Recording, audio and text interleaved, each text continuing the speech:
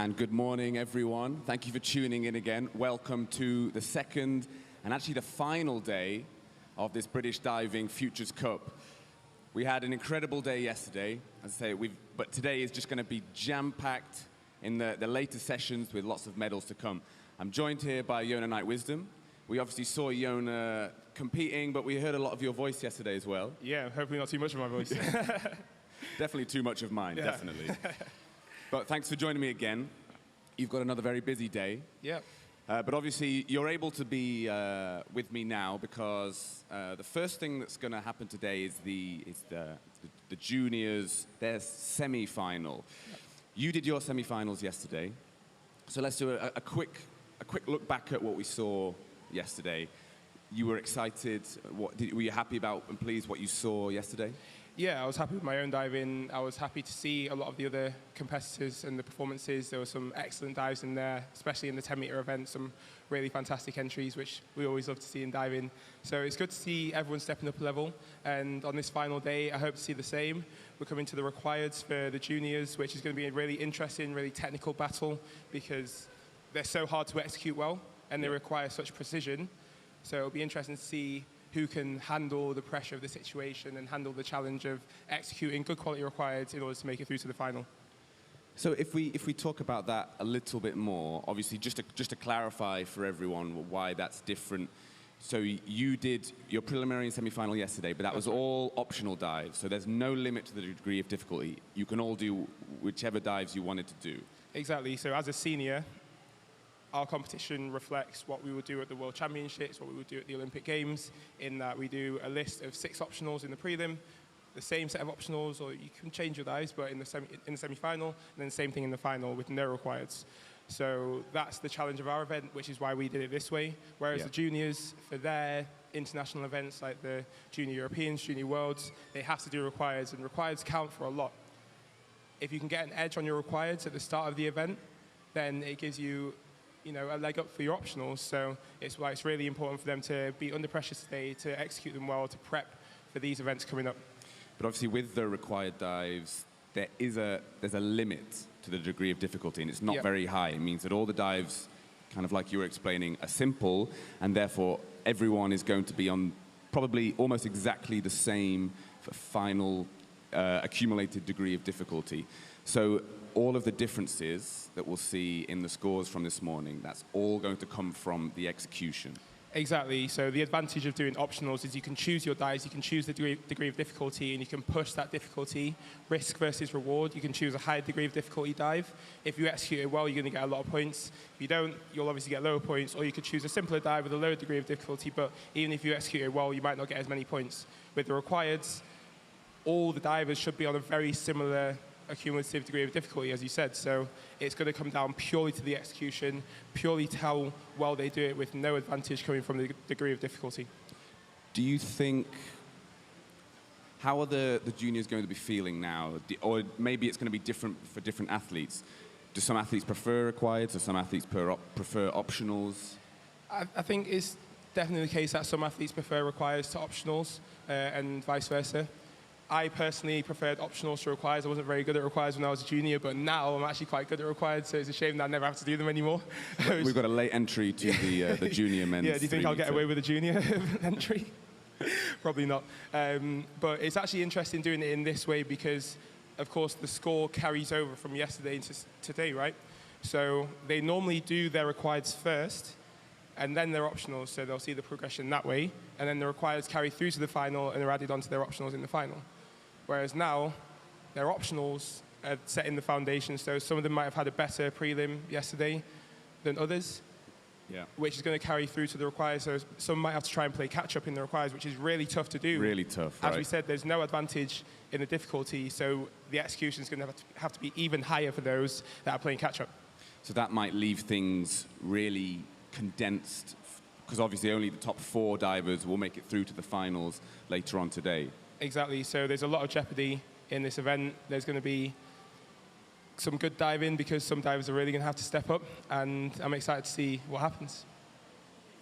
Cool. So one thing as well, obviously it's going to be like yesterday.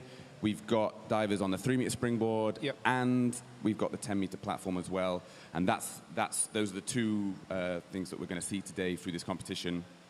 One thing that I think is really interesting about this event, Yona, is we have semi-finals. Yep.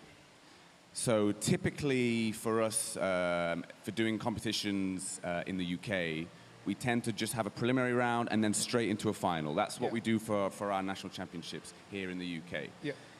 Whereas on the world stage, often there are semi-finals. So do you feel like this is actually a good opportunity for a lot of the home nation athletes and kind of yourself, obviously, because you do a lot of the competitions with us? Is that a good practice for you to actually do a semi-final to prepare you for big world events? Absolutely. You know, often the prelim just sets you up for the final, so you kind of get through the prelim, and if you make it through to the final, then that's great, and then you can go all guns blazing into the final and just try and give your best performance. Whereas at World Championships, for example, and I've had to learn this on a couple of occasions at the Olympics, I give my all in the prelim, I try and give my all in the semi-final, but I don't quite have enough left to progress through to the final.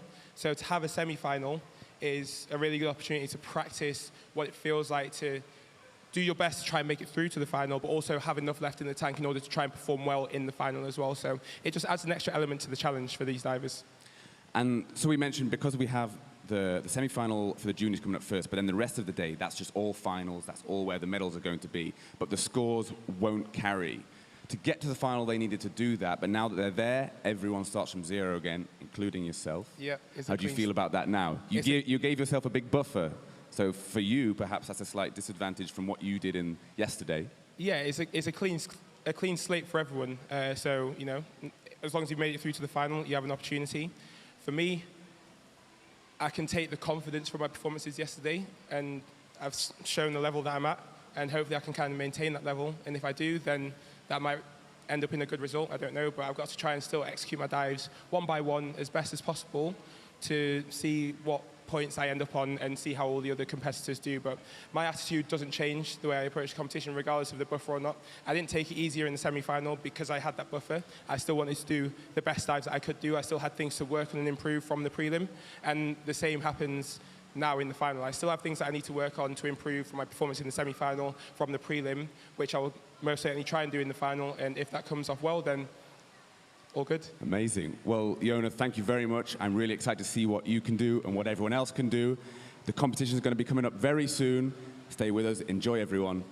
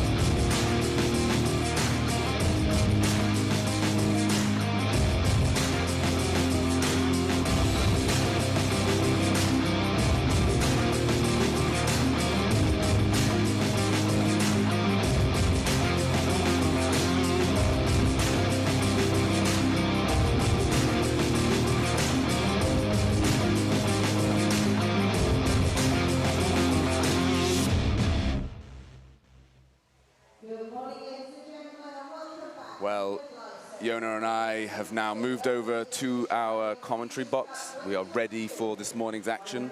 The first session of the day, of the final day of the Futures Cup.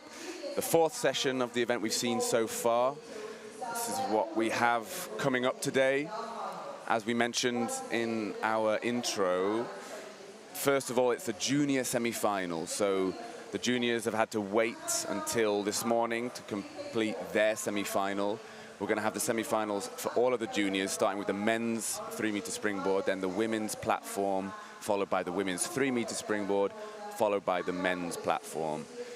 And actually, it's possibly, Yona, it might be quite nice for those guys, because once they've done their semi-final, they'll get a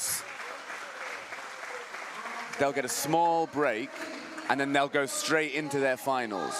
Yeah, it's going to be interesting to see how they cope with that because there's not a lot of time for recovery. The requires don't take as much out of you as the optionals do, so they won't be tired or physically exhausted or anything, so that won't be an issue.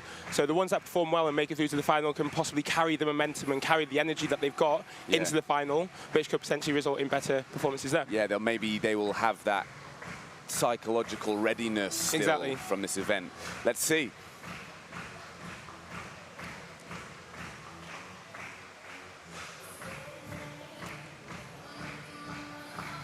We have a few latecomers to the parade. They didn't fancy walking out straight away.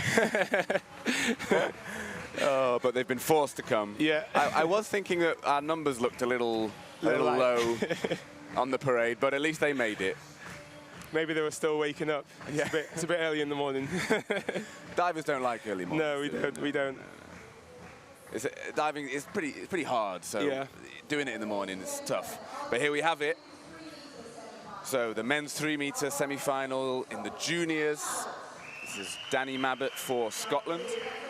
And the second start, Caden Springfield for Team USA. And Caden's teammate Tyler Wills, also for Team USA. Hugo Thomas representing Great Britain, start number 4. Our third start for Team USA, Maxwell Miller. And start number 6, a fourth start for the Team USA, Joshua Sollenberger. And the 7th and final start in the junior men's 3-meter, Leon Baker for Great Britain. That takes us nicely on to the junior women's platform semi-final. Libby Duke for Scotland, start number 1. Start number 2 also for Scotland, Ellen Gillespie. The third start for Team England is Grace Alley. And our fourth start for Team USA, Bailey Sturgill. And her teammate Jaden Lynch, also for Team USA, the 5th start. And the 6th and final start for the junior women's platform is Hannah Newbrook. So now the junior women's 3-meter semi-final, Tilly Brown for Great Britain. And start number 2, Katarina Hoffman, she is representing Team USA. And there's I think a slight mistake there. Maybe Ellen's not there. But start 4, Avery Warbell for Team USA. Oh, actually, Ellen, she's further down the startup list, isn't she? She can't be in 2 places at once. Exactly, yeah. There we go. Some divers are doing both events. So. Exactly, busy divers. Exactly. So we missed out Maya Cutty there for Team England. We also have Jaden Lynch for Team USA. 7th start, Bailey Sturgill.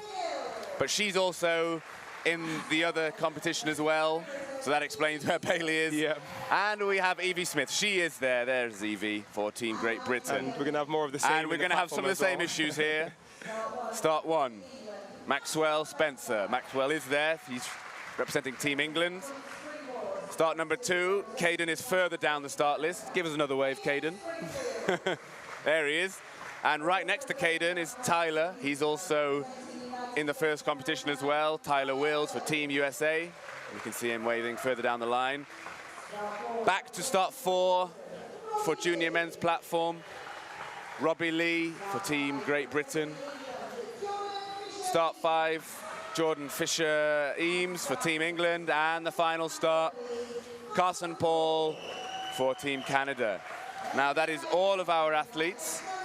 Yeah, so we have a number doing a couple of events this morning, so they're going to have to go straight from their springboard semi-final to their platform semi-final or vice versa. And then, should they make the final, a little break, and they might have to go straight to springboard, straight to platform.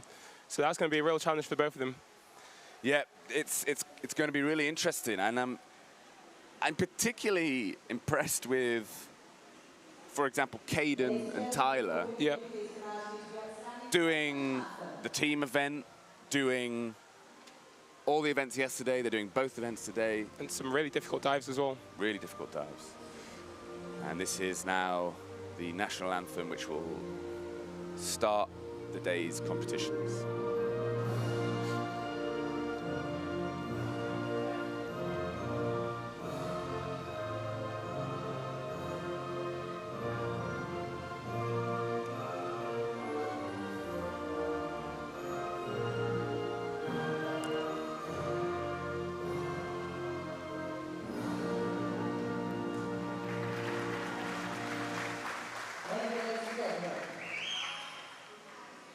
So that means we are ready for the competitions. We're just waiting for the judges to take their final resting positions for the day's events. Or their seats, Or otherwise known. It could be their seats also. I suppose they are sitting down, if you please. So we can give a quick introduction to the judges that we will have. We can see there Tony Alley, judge number 1. And actually sat behind Tony, we have Hugo Ordonez. He is the 2nd judge, and Emily Saunders on the right there. We can see those are the judges 1 to 3. Obviously, there are 7 judges in all of these events, which means the top 2 and the bottom scores will be removed. So we just take the median 3 scores. Exactly, it creates the average, multiply that with the degree of difficulty, and that's how you get your total score. And you can see there, Tony just trying to cool himself down with the scorecard. And there's something you often forget in the diving pool. It's hot. It's hot on the pool side. It's draining. And for these judges to be judging a number of events, it's tough for them to maintain their concentration because it's so hot down there. It's very, very tiring. But they need to focus constantly. It's a good point you mentioned that, Yona. Being a judge is actually really tricky, and a lot of these guys, they're doing it voluntarily, but absolutely, they're very skilled judges, they're very experienced watchers of diving. You have to be, and it's hard. If you lose concentration for a second, you might not be ready to give the score that you need to give. So yeah, it's tough. As we say, we introduced those guys earlier. That's Tony, Hugo, and Emily, and now we have Camille Bowden, Susie Bamber, Diane Mees, and Malcolm Green. And in order to judge at this level, you need to go through a number of exams and qualifications to make sure that you are judging well. So I think we have an assessor here today who is actually, judging how the judges perform and how they score. Yep. They'll be having judges meetings after each session maybe, and discussing certain scores, discussing how they did, and that will allow them to then judge at bigger events like the World Series, the World Championships, and for a lot of these guys, it might be their dream to judge at the Olympic Games one day. I believe that is Mats Lindberg, who is our assessor here from FINA. Very nice. And we're underway. So, these are easier dives.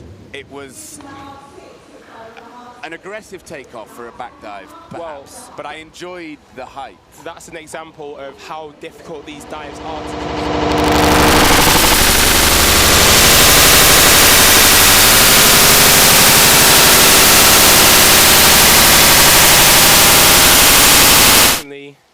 He just put a little bit too much into the start, didn't control his come out, and drifted over.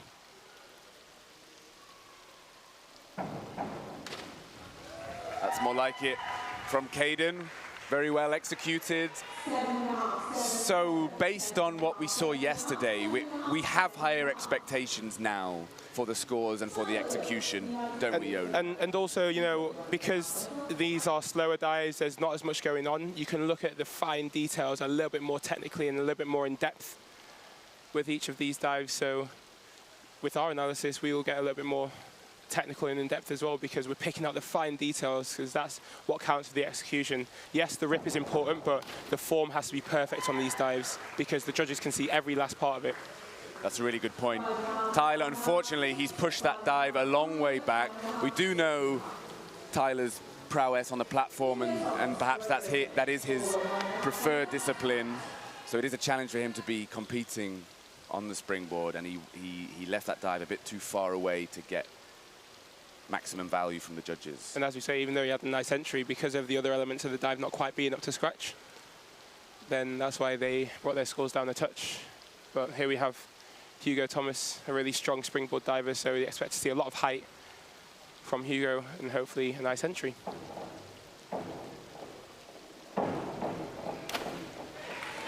Excellent dive.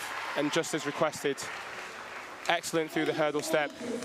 Really nice placement with his legs, good form throughout the dive, really sharp movements into that hand grab, and a great entry resulted in high scores from the judges.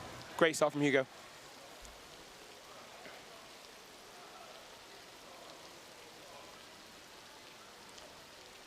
Moving on to Maxwell Miller with his inward 1.5 pike.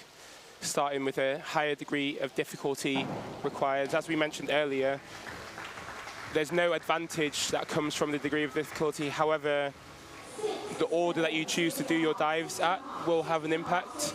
I would often choose to start with a lower DD dive and build through my list, so my harder ones were at the end when I was feeling a little bit better, but Maxwell choosing to start with one of the more difficult ones there, lining up a little bit short, a little bit splashy, but not the end of the world. And we will see the degree of difficulty even itself out by the end. Exactly, exactly.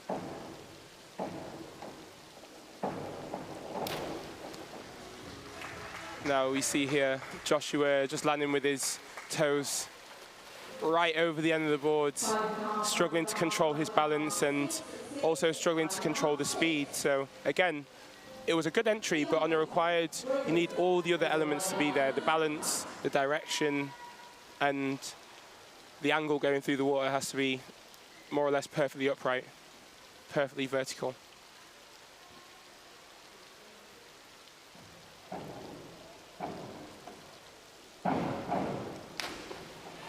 I'm amazed with Leon's height. I really enjoyed that yesterday, and particularly with required dives, because the rotation is less, you can go for maximum height. Absolutely, but with that maximum height, you've got to have the maximum control as well. And Leon displayed that. There's maybe a few elements that could have looked a little bit more aesthetically pleasing, but overall a good dive and a strong start for Leon.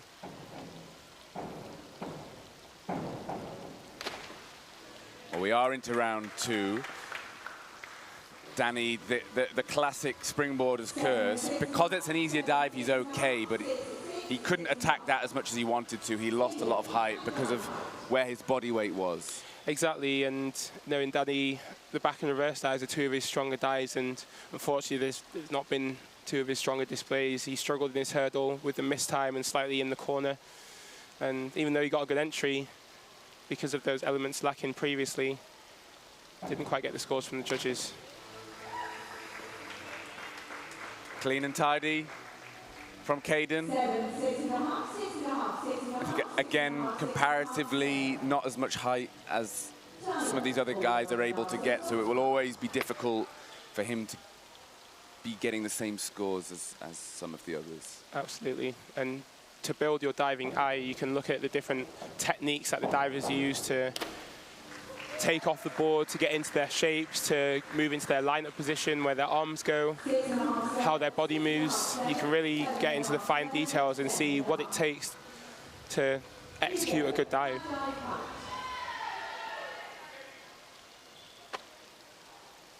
So Hugo Thomas now, our first start for the British team in this second round.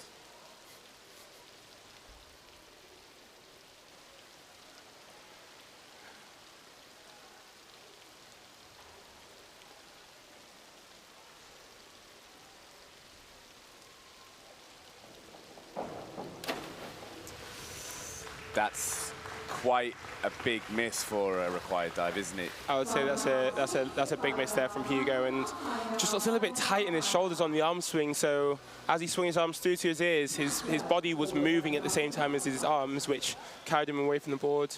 It meant that he couldn't control the entry and the come out. Fortunately, drifting over.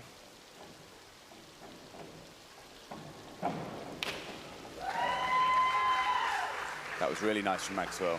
Now that's a high-class example for required. That was really nice. Good form throughout. Really sharp movements and nice clean entry. Could have been maybe a touch higher to get higher scores.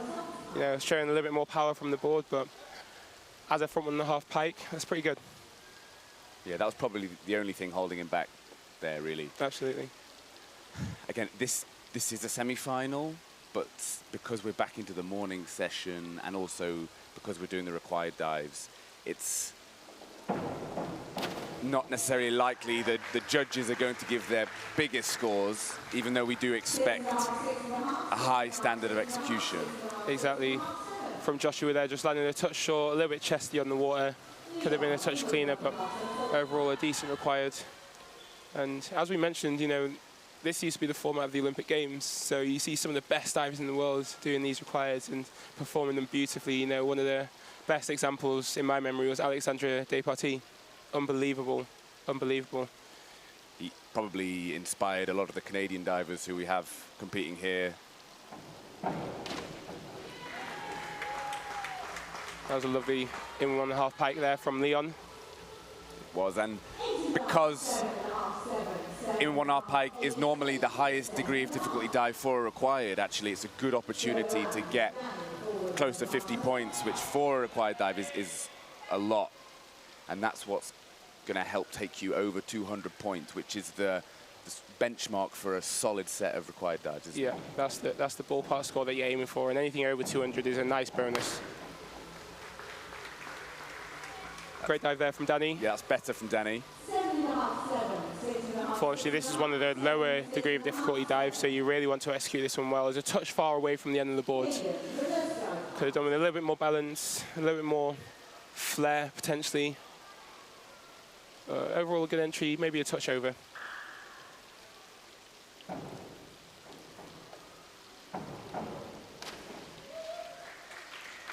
Nice, and you can see the underwater element here from Caden, the really strong knee save, where as you reach back and go through the water, it's a sharp bend of the knees to give the effect that your legs are still going through the water vertical, whereas if you stay straight, your whole body would just drift over.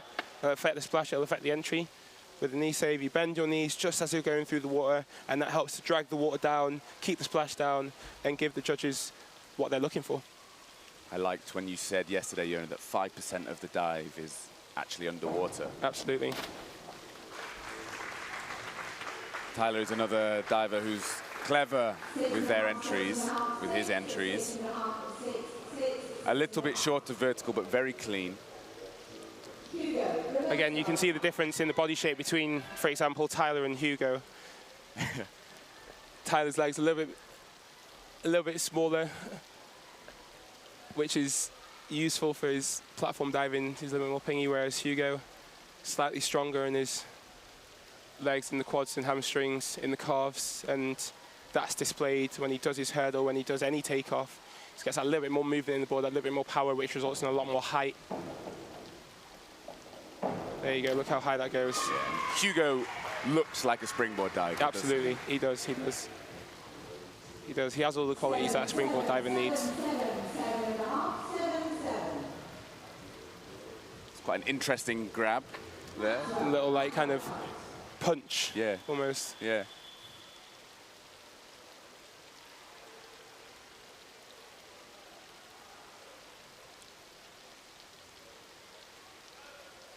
There we go, and you can maybe see a comparison as well in terms of the lineup. So you saw Hugo kind of go with his arms a little bit around the side, then bend, then punch. And if you look from this angle at Maxwell, you can see he presses, and he does a similar thing, actually. Yeah. A little bit of a kind of round the side, then punch to get the line on the water. Quite interesting. It is. And there's no gold standard technique, of course. You do whatever technique works out the best for you. So whether that's coming narrow with your arms straight through the middle or going completely straight arms all the way around the side into the grab position. Here we go, we can have another direct comparison here with Joshua. Now, that looked like he went through the middle. That's what I would call a narrow lineup. So he's extended, pressed, and his arms gone straight through the middle. They've not gone around the side, but it ends up in a similar kind of punch action, but rather than starting off around the side, he's just gone straight through the middle, making sure he's grabbing his hands early and then reaching back behind his ears. It's interesting. I always, on a back dive and reverse dive pike, yep, I would always go completely around the side. Completely straight. I think I do a bit of a hybrid. I do a bit around the side, then extend, then punch. Here we go. Another great opportunity to compare directly. So let's see what Leon goes for. This angle from here is great to see how he goes with his arms. A little bit more, just a little bit more casual. Yeah. But ended again, up being a bit of a hybrid, I suppose. Results in a decent execution. So, as I say, completely individual, whatever works best for you. But it's always good to try different options. How much of this do you think is led by the coach and what they choose to instill in the diver? Before that was a good dive from Danny, yeah. Excellent required there from Danny. Lovely balance and good height. And a good finish. Could have been a touch clean on the water, but Really good finish there from Danny, and a strong requirement on one of their more higher degree of difficulty dives. But yeah, as you said, you know, the coach will have their philosophy, the coach will have their vision of how they want the dive to look, so that's how they teach it. So they'll teach maybe the foundation of the technique, but then I think a good coach will then leave it up to the diver to play on their individual strengths and do it the way they want it, add their own unique touch, which I think is important, because you got to do what feels comfortable to you, right? Yeah, absolutely. That was a very comfortable dive for Caden. Really pretty dive, nicely executed, Caden.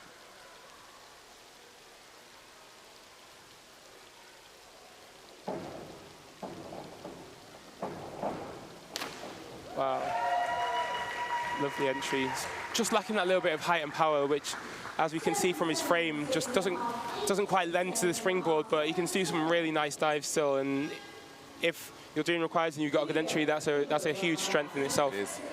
Do you notice some consistent differences between technique between the different nations we have here, for example? So in this event, obviously we've got a lot of British divers and Americans, but we've seen a lot of Canadians here too.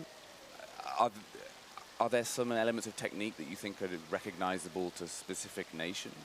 Absolutely. I think the strong diving nations will have a single system almost, where they try and teach their coaches to teach dives and techniques in a particular way. And that lends itself to when teams come together to do synchro, so that no matter who the diver is, they can sub in and out and actually line up quite well alongside. So, you know, that is with the Australian team, the Canadian team, the American team, and probably the best example is the Chinese team. You see the Chinese divers, they have their unique technique, which they all look very similar in the way that they dive. And that means that when they come together to do synchro, they match up really, really well. And that's what British diving is trying to do with the single system that they're developing. So you're starting to see similar techniques between divers within British diving. And you definitely see that with the Canadian divers and the American divers. But there's definitely things you can pick out that is an American technique or is a Canadian technique.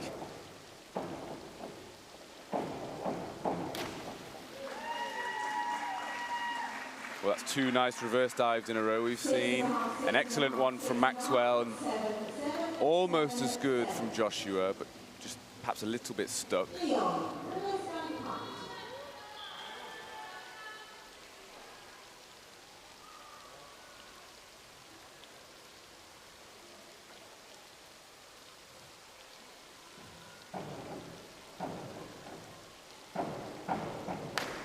Wow, excellent. Excellent. And this is one of Leon's synchro dives, so it's a dive that he's really strong at. Seen him training it a lot consistently. Good balance, great height, lovely form, and an excellent entry through the water. That was a really nice dive from Leon.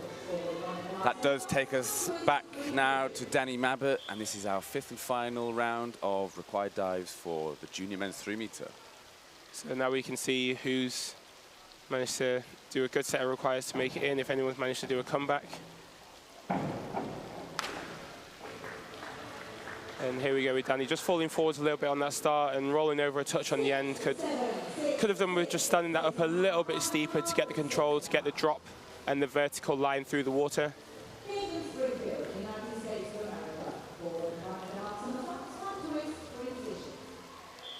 Moving on now to Caden with the same dive.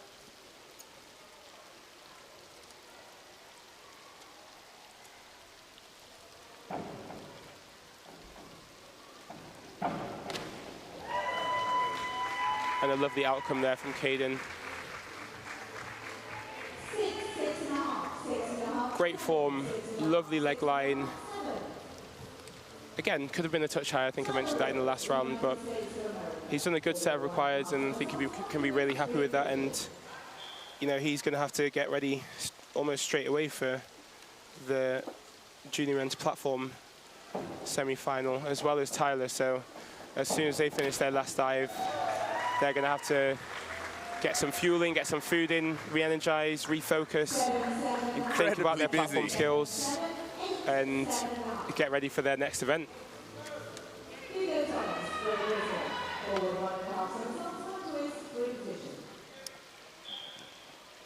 as we've seen, the forward 1.5 somersaults with one twist, or as we call it, the single twister, is a very popular dive to finish on. Again, getting that 2.1 degree of difficulty, so hoping to get up to and around 50 points. Absolutely. Hugo currently sitting in 4th place, so he could do with a good dive to consolidate his spot in the final, which he has duly delivered. Excellent hurdle. There's a lovely process through that, a good placement, a nice rhythm onto the end of the board. It sounded good. You can hear the springboard. You can hear when it's timed well. The springboard's happy. Exactly, yeah. It's not sad or angry. You always got to work with the springboard as if it's a relationship or a friendship. You build that as you spend more time on it, and you work with the springboard, and it learns how to work with you as well. And now we see here a different type of twist from Maxwell, the reverse 1.5 somersault half twist, which has been well executed. He is currently sat in 3rd place and has finished a really good set of required on top of his good performance from yesterday. Yes, absolutely. And obviously we have an accumulated score. And we have a little note here of the scores that were achieved yesterday, so we'll be able to see which guys have managed to get that 200 mark for their required dives. But it's looking like the ones who performed well in the optional round yesterday have been able to consolidate that advantage and do a maybe not exemplary set of requireds, but a good enough set of requireds to keep their position in the top 4. So again, it shows the jeopardy of the requireds and how things can very easily change if you make small mistakes, but it does show the importance of the optionals, of the unlimited degree of difficulties, but also the good execution of the optionals to give yourself a really good chance in the junior events. Ooh, I love how dynamic Leon is off the springboard. Particularly for a junior, so high. He has over-rotated, and it looks like some water just coming off the back of Leon. A little kick up. Excellent dive, though. A really good dive there to finish from Leon. I'm impressed with his improvement over the last few years, particularly through the pandemic as well. It must be very difficult for divers of this age to go through that period of time where they couldn't train as normal and they lost a lot of time. But for them to maintain the focus, maintain the enjoyment of diving, really, because I imagine the enjoyment of it was lost when you're training from home for such a long period of time. Is that what happened with you? No, absolutely not. We were able to work really well as a team up there in Edinburgh. And, as difficult as it was, training from home every single day, we found ways to maintain the level of enjoyment and maintain the attitude towards hard work to make sure that none of us lost anything through the pandemic. So I actually feel that I became a better athlete through the pandemic. I was able to play a bit more to my strengths. I was able to spend a lot of time on conditioning and get my body into a really good window to push myself as soon as we got back into the pool. And, as I say, for these guys, going through their development process was a challenge. So it's good to see them still performing to a high level and continuing to improve now after the pandemic's been done. Definitely. And so we can have just a quick look at some of the dives we saw earlier, just now even. So in the slow motion, we can really look at some of the techniques and some of the small details that shows a good required. So again, Hugo's forward 1.5 somersaults with pike. Clear to see how high the springboard wasn't even in the shot when he was at the peak of his jump. Very impressive. This is Maxwell. Same dive. That was a really nice execution. A lovely dive, a lovely line. For me, he maybe comes a little bit too low with his arms in his T position. I'd like to see that a little bit wider. Yep. And that shows a little bit more flair and control. But regardless, it's his individual difference, and it brought an excellent dive, so there's no complaints from me there. Same thing with that reverse dive, good power, good height, excellent execution.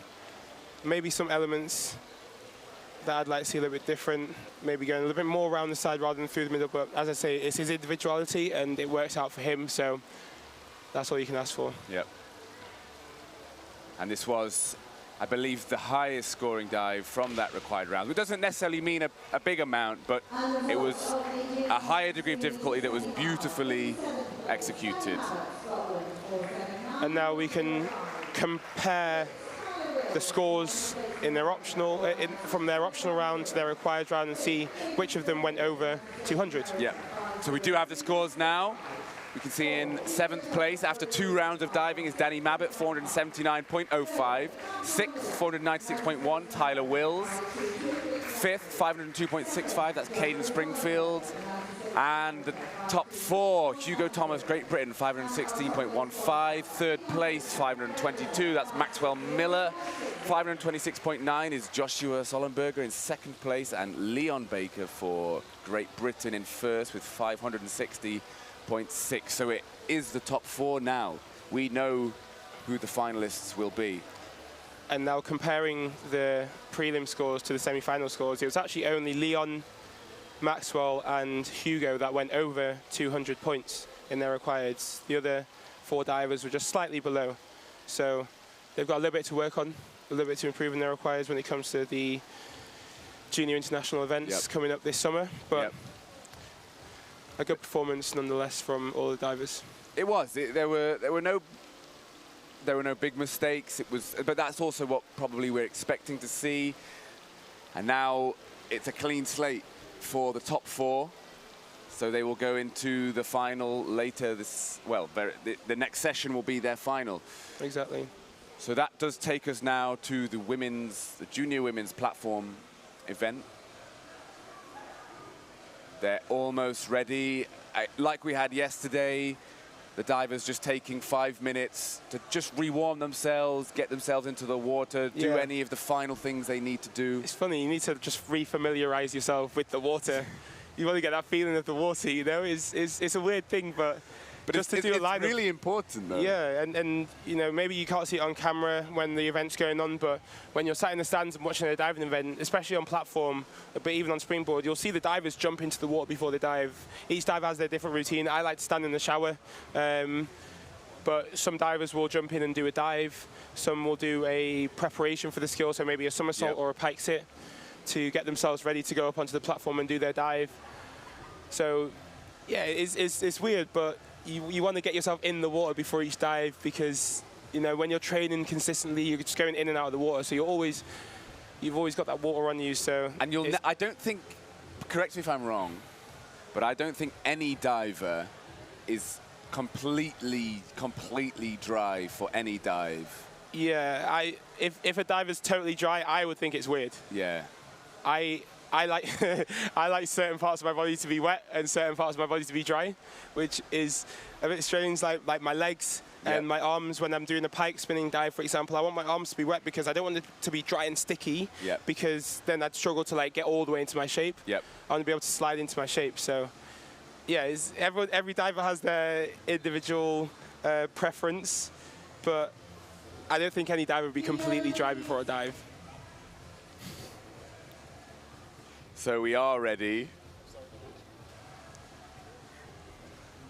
We are ready now for the junior women's platform semi-final. We can see Libby up on the 10-meter platform.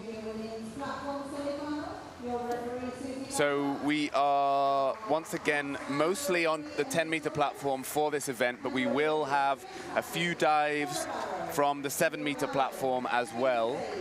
This is because this is the junior competition, and so they are allowed to do some of their dives from the 5 or even the 7-meter platform just until they are fully developed as a senior athlete, we call it. That's right, and generally actually between the 7-meter and the 10-meter, the degree of difficulty doesn't change too much. So, for example, Libby's opening up here with a back 1.5 somersaults half twist on 10-meter. The degree of difficulty on 7-meter is probably the same. So there's no loss or gain. It's just personal preference and which board you feel you can execute the best on. Often divers will prefer to do 10-meter because maybe they have 10-meter dives coming up later on in their list, so they want to prepare the feeling. But You know, some divers might just want to save themselves and do the dive on 7 meter just so they don't take too much out of their arms on the impact.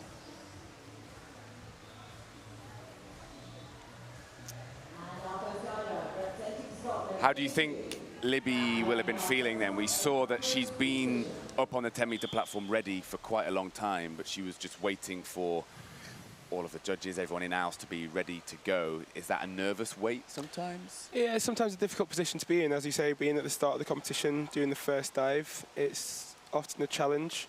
But it's a challenge you've got to find a way to deal with, and looks like Libby's dealt with it really, really well, you know. It's easy up there once you're waiting to get in your own head and start thinking a little bit too much, but it's important to just stay relaxed, stay focused on what you've got to do, think about the maybe small detail of the dive that you got to try and get right, and Libby did that really well. It was a well-executed back half, good patience in the air, good spot on the water, and good line.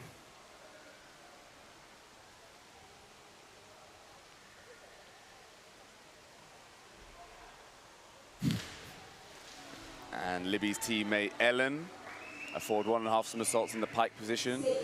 She's missed the entry. Just lost a touch of tension on the water there, and that might have been due to where she picked to extend her arms towards, maybe a little bit too far forwards. And, you know, in the requires, once you make a decision to attack a certain part of the water, it's actually hard to adjust.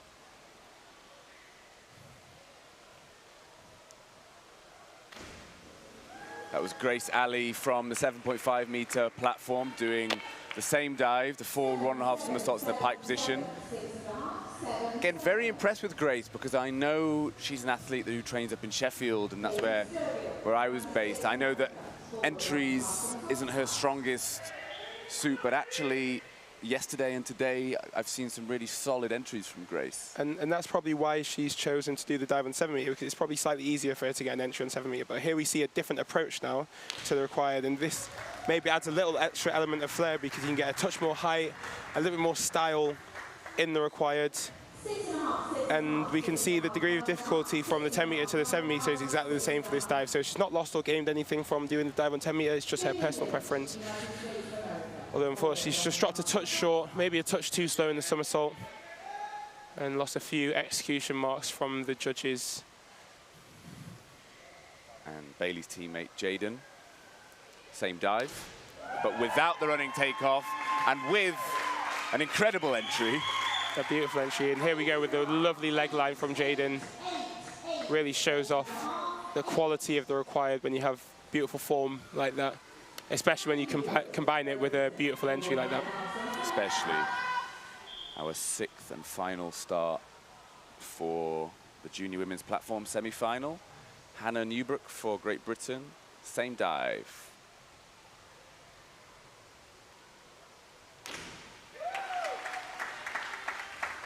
Very nice execution as well. I love the way Hannah looked in the air on that dive.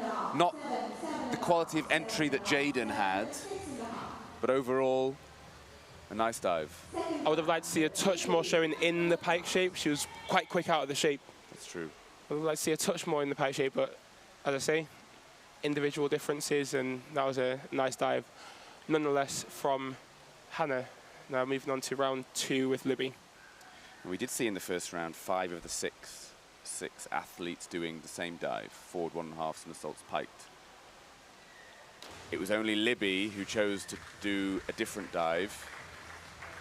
Unfortunately for Libby, that isn't the execution she would have been hoping for. Yeah, she's just rushed out of her shape a little bit. She needs to work all the way into that shape a little bit more. Then that means the press out comes a little bit later and a little bit lower, and she'll get the drop in on the end. Because she just rushed out of it, she had so much time to line up and not much time to stop the rotation. I actually think the back dive pike, the dive that Libby just executed, is a very difficult dive from the 10-meter board. Probably one of the hardest to do right, I think. It has to be slow, and you want to put your feet low to give you a better chance to land on your head, but in doing that, you make sure you don't want to hit the platform. It's a tricky balance, and maybe that could add some nerves in a competition. Exactly. And there from Ellen, just again, a little bit soft on the entry, not quite getting her good rip entry that she can get. So Maybe just a little bit of fatigue or not quite woken up yet, but she's also got the 3-meter springboard semi-final coming up, so she's going to have to consider that as well. Another good dive from Grace. Grace is opting to do all of her dives on the 7.5-meter platform. That was the same dive that we saw Libby do, the back dive pike. Maybe, from what I was saying earlier, it actually is easier to do a back dive pike on the 7-meter than the 10-meter. And here we go with Bailey again with the run and take off for her forward 1.5 somersaults, 1 twist. And, you know, maybe she chose to do the front 1.5 with the run and take up to prepare for this dive. You know, 2 back-to-back, you can practice the takeoff and the speed and feel the control. And this is a tough dive to execute on 10 meter. Again, like the back dive, you have to have so much control with the direction to not over-rotate. But Bailey's done a great job of that. She certainly has. Jaden Lynch, Team USA, inward 1.5 somersaults in the pike position.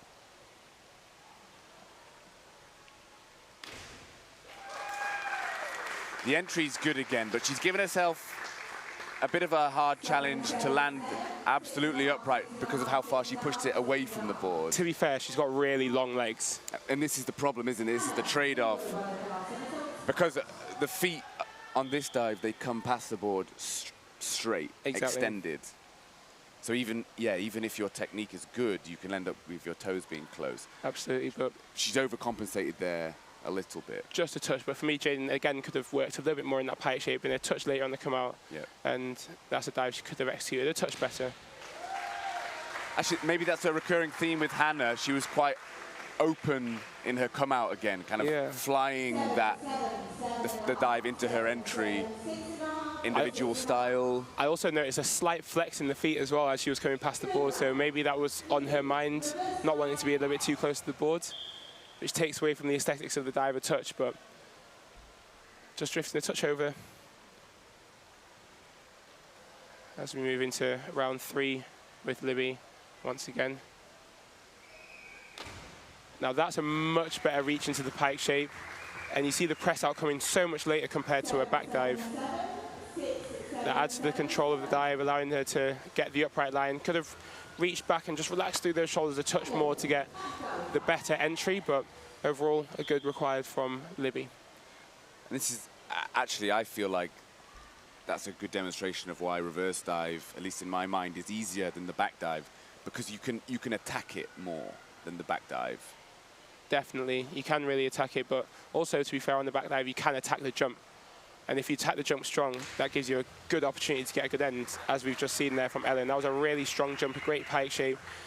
And then from the press, she just held the line, and she had the right line going through the water, just, again, not quite strong through the arms. So, you know, maybe she's had a lot of work to do this weekend with her individual 3-meter and platform prelims, so maybe just a touch of fatigue coming through. Grace Alley back on the 7.5-meter platform this time. An inward dive, piked. Now, with the inward dive pike, Grace is losing quite a lot of difficulty, actually, because you see a lot of the divers using the inward 1.5 pike, which is a 2.0, whereas here the inward dive pike is only 1.4, so she's losing 0.6 straight away. That requires much higher execution in order to get the same level of points. And so even though there is a limit to the degree of difficulty, we can see Grace not choosing to max that out. Absolutely, and you know, you'd want to try and maximize the degree of difficulty so you're not falling behind. But again, you've got to try and play to your strengths as much as possible. Maybe the inward 1.5 is a dive that Grace isn't quite comfortable with. Another good dive from Bailey. Inward 1.5 somersaults in the pike position.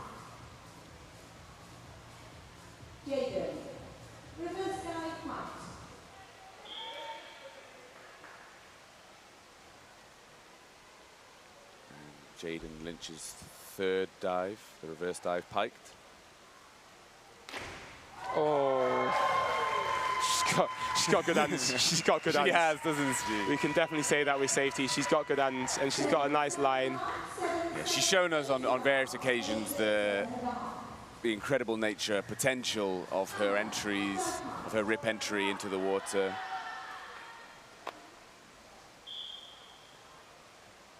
Here we go with the final diver and our current leader of round 3 with Hannah Newbrook on the back dive pike on 10 meter.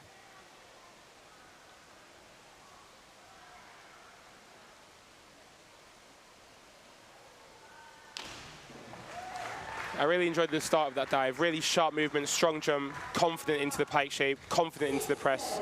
That's a good example of where you can, how you can actually attack that specific dive. Absolutely. You can still be confident and aggressive on that. And I think you have to actually attack it. Sometimes when you play it safe with a dive and don't quite attack it with the same level of confidence, it lends it to going a little bit more. That's where it can drift. Wrong, exactly. Whereas if you attack it with confidence, then the end of the dive kind of comes to you sometimes. And I know that's just psychologically challenging. Absolutely. So we see our first arm stand, and only arm stand of the required on 7 meter with Libby, and she's choosing the straddle up. And interesting, she's got her fingers slightly over the end of the board. Considerably, I would say, actually. Now, the reason for that could be just with the way that she balances, and she can maybe grip onto the board to help, or it helps with controlling her rotation into the somersault. Because again, this is quite a difficult dive to control. But great control shown in the handstand and a good entry. And we are on the 7.5 meter platform again. Now Ellen Gillespie's final dive. Have a watch of where Ellen takes off quite far away from the end of the board. And the reason I know that is because I see and coach Ellen every once in a while, and she takes off quite far away from the end of the board. I'd like to see her just get a little bit more onto the end, and then she can set that direction. Whereas when you're far away, you then have to push yourself a little bit further forward to make sure that you're safe, because you don't want to hit your hand on the board when you check out. And that direction is what can give you the lack of control on the end, and we've seen her over-rotate. Probably that's the cause, could be the cause of that mistake on the entry. Exactly. So something for Ellen to work on. Just that confidence in the approach on the end of the board, especially when it comes to doing some of the harder dives on the 10 meter, maybe the 4, 3.5. You want to be getting right onto the end, not too far over the end because you don't want to slip off, but as close to the end as possible to give yourself the best opportunity for the takeoff. And that was Grace Ali's final dive. Back 1.5 somersaults with a half twist. From that forward angle, we saw perhaps a slightly early twist off the platform. Yeah, I'd like to have seen her stay straight for a little bit longer. It came a little bit wonky into the pike shape, which then affects the lie and the touch on the end. It's difficult when you're twisting to be able to delay it like that. Great dive. Just the jump direction. She's a bit too far forward, but she knew exactly what to do with it, Bailey. She's been very, very consistent through all of her required. Similar scores, nicely executed. Yeah, she certainly has been. And as is Jaden now, our new leader, after round 3, with her twisting dive, the back 1.5 somersaults, half twist, and I mean, I don't want to jinx it, but I'd like to see some nice hands again. You didn't jinx her. I'll take that. And we can see from this angle, actually, her patience into the twist, not rushing into it, so she's much more square coming into the repike. A slight rotation coming through the water, but nothing significant, nothing that the judges will notice to deduct. You could only see it from the face-on angle. And a good dive there to finish her set of requireds from Jaden.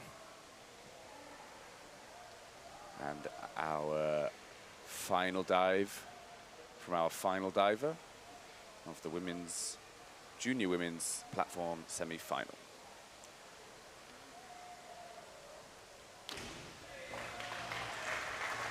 That's a great required. Maybe a touch pushed away, a touch forward. I think she could stay a touch more upright through her squat to get the direction a touch more. That might have contributed to the control on the entry through the water, a little bit more upright. Just drifted a touch over, but she saved it well. The judges went with her, and it's a solid list of required from Hannah. And that is the junior women's platform semi-final completed. Now here's the challenge. We're moving straight into the 3-meter springboard. So Bailey going straight into her next event. Let's see how she copes. Yeah, that's really, really tough. But I suppose those athletes, they will be warm, they will be ready. Like you mentioned, the required dives being a little bit more simple. Hopefully, there's still good energy reserves left for the women. Exactly. So as I say, we see Bailey, Jaden, and Ellen going straight into this event. So we will have the results shortly. I say this is just the other 5-minute pause in between the events. These women have already paraded, but they're just re-warming themselves up. The ones who haven't competed already, they're just getting ready to do their event. Have a little bounce, get used to the springboard, get in the water again, so they're ready to go. As I say, the vibe with the springboard is like a relationship, so you're just reigniting that relationship, getting a bounce, getting a feel, doing a warm-up hurdle so you know how the board's moving, you know how you're feeling, so you can respond to the board well in the competition. Absolutely. So we do have the scores ready. Sorry, the results for the junior women's platform semi-final. 6th place, Libby Duke, 345.8. In 5th place, Ellen Gillespie, 354.15 points. In 4th place and into the final, that's Grace Alley, 366.55. Top 3 now. 389.9 points is Bailey Sturgill. 2nd place, 420.75, Hannah Newbrook. And our leader after the first 2 rounds of competition is Jaden Lynch, 426.25. Jaden definitely excelled from her required dives. I think if we'll have some highlights ready of the junior women's platform semi-final, I imagine we'll see some of Jaden's dives. Her entries excelled, didn't they? That was the standout difference between Jaden and perhaps the rest of the competition. And you know, the entry can carry so much weight in a dive, especially when you've got naturally good form and good aesthetics like Jaden does. And putting an entry on top of that, she can get some really high scores, which is perfect for requireds. Yeah. Here we see some highlights. Libby's back half, her opening dive, the first dive of the competition, and just drifting a touch over. Her strongest dive, wasn't it, that yeah, one? Definitely. Grace Alley, the forward 1.5 somersaults in the pike position. Again, a very good entry for Grace.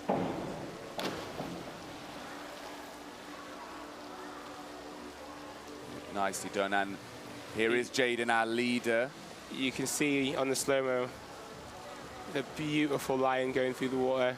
That's as good as it gets, really. Watch how tight she needs to squeeze, locking those elbows out, really confident hand grab, maintaining the line through the water. And it's often that we see people with Jaden's body shape, body type. Often those people can have the best entries. Yeah, well, you disturb less of the water, and creating a good entry is all about disturbing the water as minimally as possible. You see the hand grab, the arms coming together, squeezing and then pulling the water apart as you go through, almost creating like a vacuum effect and opening a hole for your body to follow through. So, as we say, with Jaden's body shape, she can create a really nice hole through the water with her hands, squeezing, pulling apart, and then her body just follows perfectly through that gap in the water.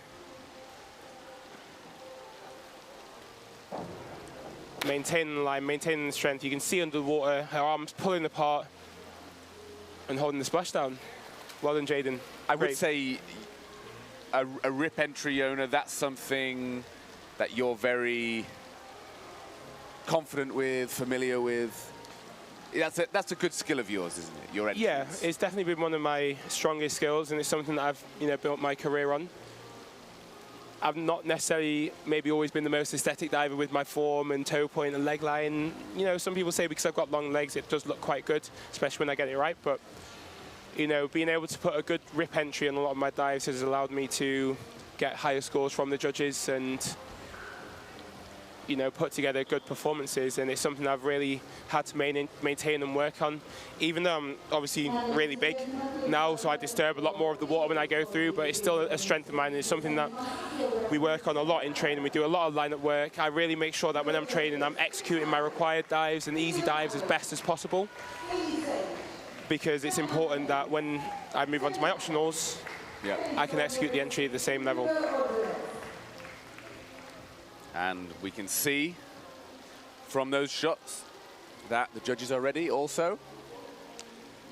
And the divers are up on the back of the 3-meter springboard, so the divers are ready to go.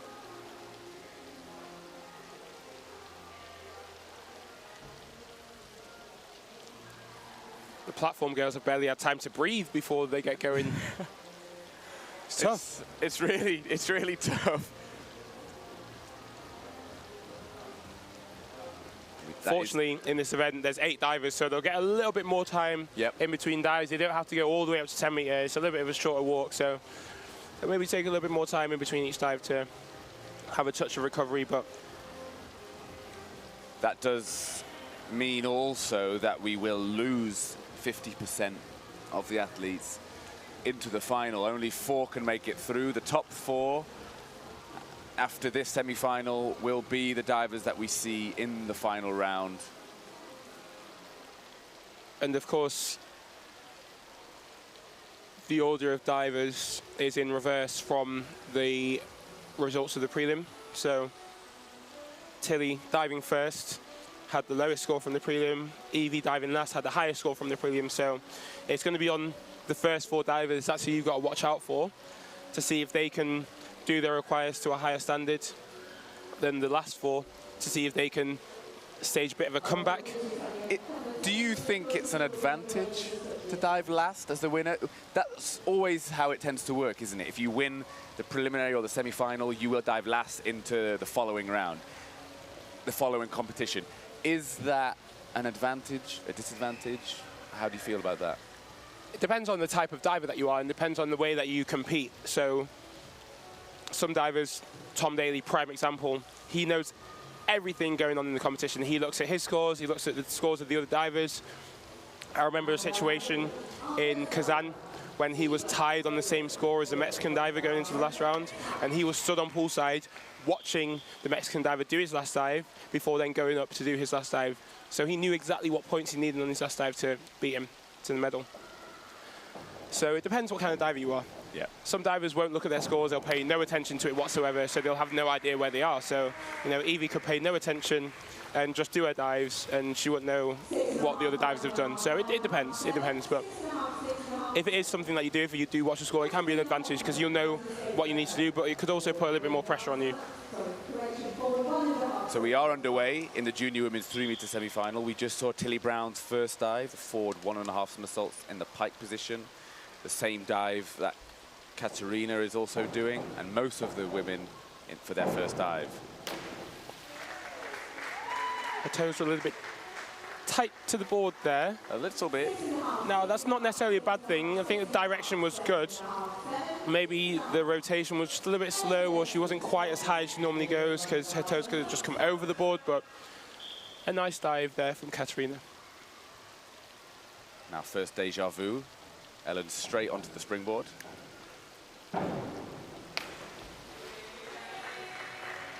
Again, just like on platform, a touch soft on the entry now. Overall, a good dive. Almost there. Just the entry would have taken those scores up by a point or a point and a half. Avery now for Team USA. Same dive, forward 1.5 somersaults in the pike position.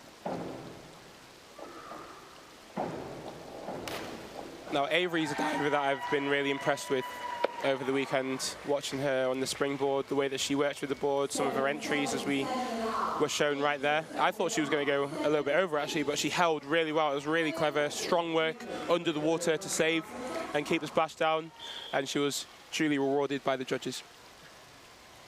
Yona, if you were doing a set of required dives, would you also begin on a forward 1.5 somersaults piked? Yeah, I tended to go just 1, 2, 3, 4, 5 forward, back, reverse, inward, twist. Keep it simple. We see quite a lot of people doing exactly that as well. Tilly, Katarina, Ellen, Avery, and also Evie. So there's only 3 divers choosing to do a different order than forward, back, reverse, inward, twist. We have Jaden again. Her hands are still ready. She's definitely not tired. She's still got that rip entry. Really nice required there from Jaden. Good, this is where we can have a direct comparison of where it's less dramatic on the springboard. Absolutely. It's much less impactful, much easier to go through the water. And actually, coming down from the platform when you've had to squeeze so tight, it will actually improve your entry on the springboard because you squeeze into the same extent maybe, and it's just easier to tear that water apart.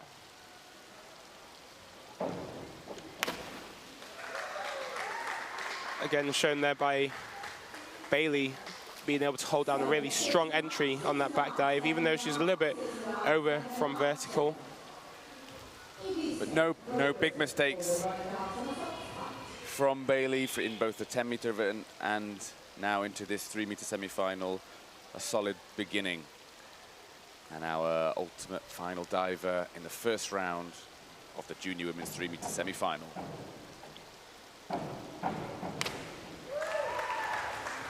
Evie showing why she won the preliminary round.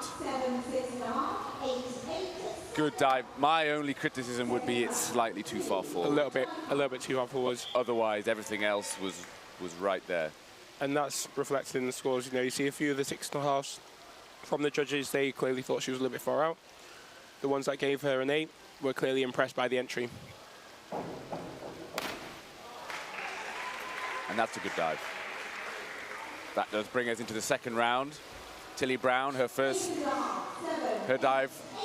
back dive pike, and the judges really liking that one. A great rightly so. A great improvement from her first round dive. Really sharp on that start, strong press, beautiful line through the water.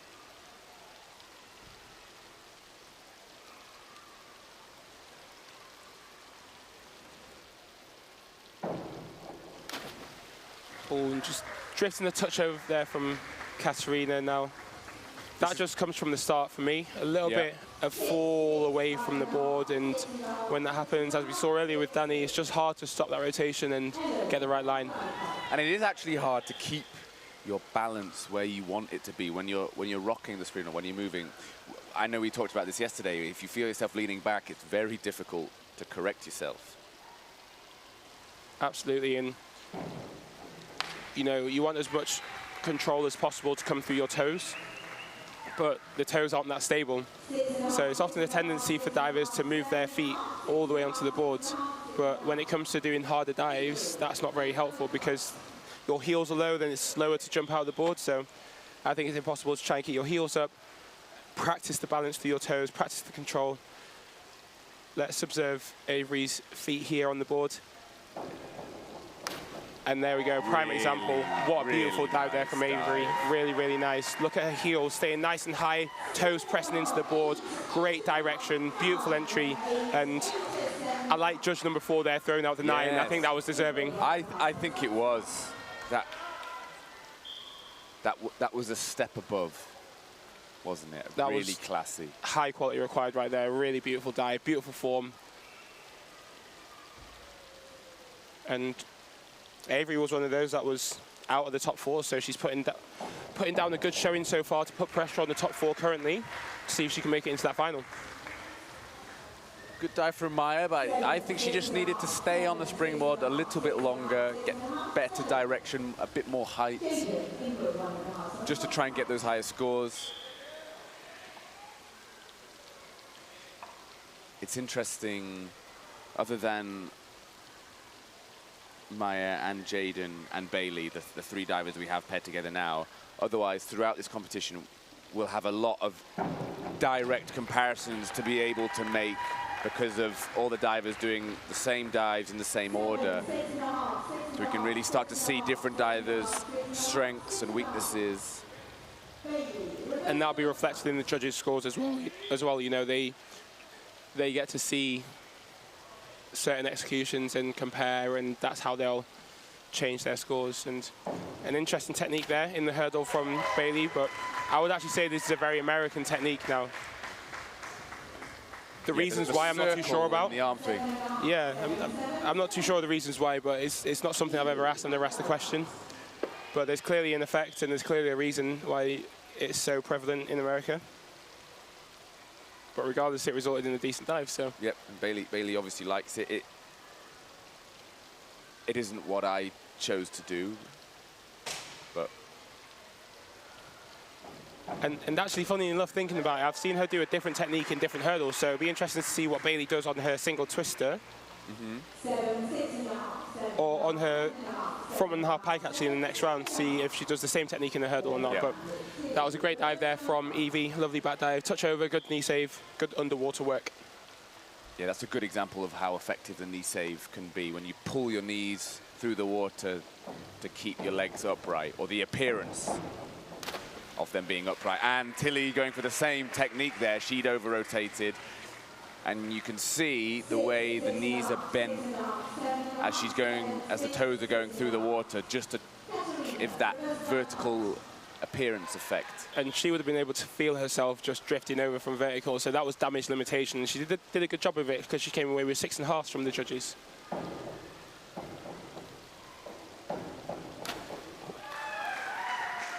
Looks a little bit stuck there from Katerina on the start. Looked like she was struggling to actually generate the momentum into the lineup, and had to do a slight arch of her back as she reached back for the water, but ultimately was able to hold down the entry. It's actually the opposite effect of the knee save there. A little bit of a pike to try and push the legs more vertical.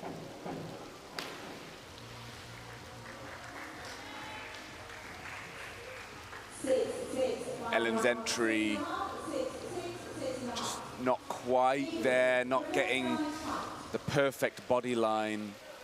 Maybe the hips were out of line with her shoulders and back a little bit. Now you want a nice straight line from the toes to the hands. Anything out of line is going to affect the entry. And here we see a great display there of the perfect body line there from Avery. Toes and fingers all in one straight line going through the water. Great knee save. Bit of a shaky hurdle, but she was able to react well. On like the back dive we saw, but the actual dive execution in the air and in the water was just as good. And there we go, another strong dive from Avery, keeping the pressure on to those divers that are slightly above her.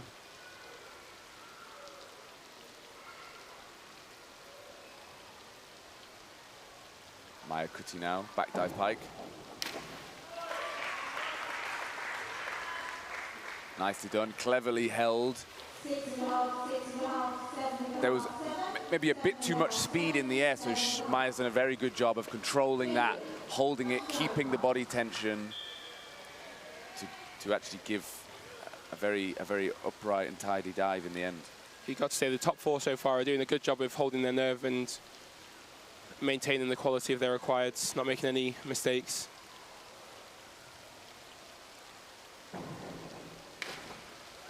Again, a strong display there from Jaden. She could have reached over her toes a touch more. It was a bit open in the pike shape for me.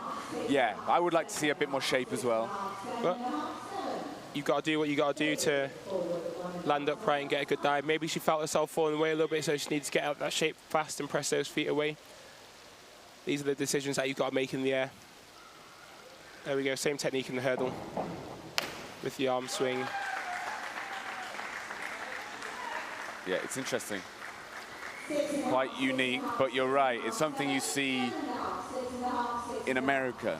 Yeah, I've not seen divers from many other countries, if any, doing a technique like that in the hurdle. But maybe it's a progression thing. Maybe it's something that they teach their younger divers as a drill, and they compete in that way, and then eventually, when they get to a higher level, because you don't see it from the divers at the World Championships, Olympics kind of level, so maybe it's just something that they do to teach correct technique, or the technique that they want. Evie Smith There, she's done well. Her weight was forward over the end of the springboard. That has sent her a little bit down the pool, but she didn't panic. She waited, she was patient.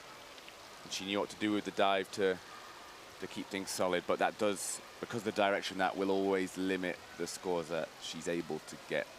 Absolutely, and now we get into the crunch time. So the majority of the divers are finishing on an in-1.5 pike and a single twister. So that means the highest degree of difficulty dives, the highest points available, but also the more variation that could potentially come based on execution. Yep.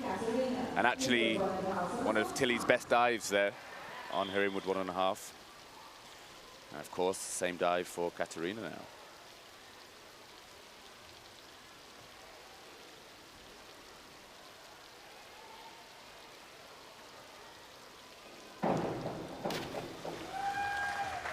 Just pushed away from the board a little bit too far, sat back with the hips on the start, ended up a touch short just as she ran out of room.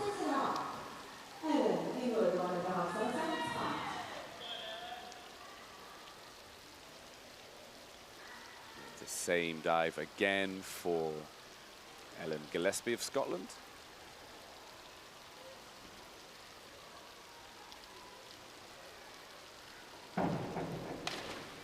Nicely done.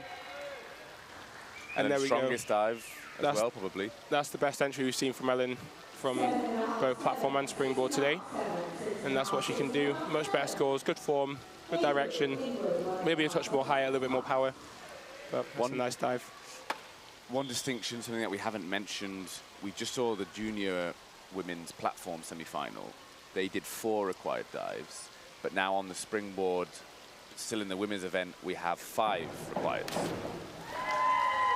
Yeah, so on the platform, that's just how the rules are. You do 4 required, and springboard, you do 5. You got to cover all groups in the springboard event, so a forward, a backwards, a reverse, an inward, and a single twist, or a twist, sorry.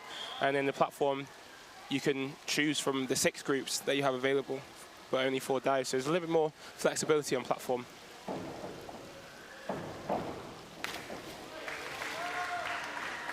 Now, that's a little slip there from Maya. It is. It's not the entry I was expecting. It looked good in the air. Perhaps she overworked the end, or maybe she did need to push her heels away a little bit stronger just to have that control still. And that means that the good work that Avery's been doing in this competition has brought her right back into the mix. You know, she started in 5th place, coming in from the prelim, and she's just taken Maya now by 1 point, so it's going to be very close going to the last round. No difference in degree of difficulty, so it's going to be pure execution, who can do the better dive. That's exciting. Jaden doing a great dive, just struggling with the springboard. Her weight was too far forward, so she had to change what she did with her arms to make sure she still stayed on the springboard. Nicely maneuvered. And again, we can talk about the tactics. As we say, there's a limitation and a restriction with the degree of difficulty, but the tactics can come in the order that you choose to do your dive. So here we've had Maya and Jaden doing a reverse dive in their 4th round, whereas Avery had an in 1.5, 0.2 higher degree of difficulty. So not much, but she managed to jump them and actually get a bit of a lead over both of them with a slightly harder dive in this point of the competition. And that can apply to your optional dive rounds as well. I've always viewed it as a sort of difference between a kind of analogy, a sprint finish versus trying to get out ahead in say a long distance run. Absolutely. Try and create big distance between you and the rest of the divers early on by doing big degree of difficulty or higher ones earlier, or do you save your biggest ones for the end to give you the best chance right at the finish to leapfrog people? Yeah, it just depends on what dives you're most comfortable with. Yeah. And for me, for example, I actually build with difficulty through my list. My hardest dives are right at the end. Yeah. But that's because I'm really confident with my first few dives. I'm actually confident with my last few dives now, and I feel like that's the best place to do it. Whereas if I was to put those harder dives earlier on in my list, I might not be ready, I might not have the adrenaline, I might not have the comfort in the competition to be able to execute them well. Yeah. So that's why I choose to do it that way. But now we've got a round of single twisters, all same DD, pure execution. And if you're not following on Dive Recorder, we have an interesting competition, an interesting battle for the top 4 spaces. We've got Jaden sat on 392, Maya sat on 397, and Avery sat on 398, and Bailey sat on 402. So there's only 10 points separating 2nd to 5th at the moment. So that's exciting. And one of those divers isn't going to make the final. 3 places up for grabs, one's going to miss out. So who can do the best single twister? Yeah. The standard already on the single twisters has been high. Tilly starting us off with a great one. We're now on to Ellen's. Just a little bit of step back from the end of the board there, so she didn't quite get the maximum power.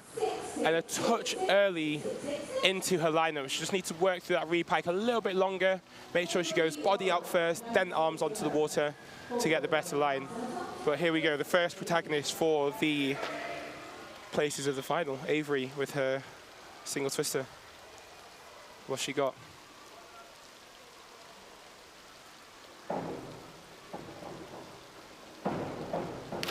Oh, class.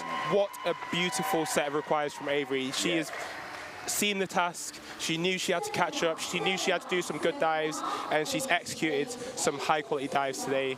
She is very impressive. Standout competitor in this event so far. Absolutely, she's not missed, she's not missed.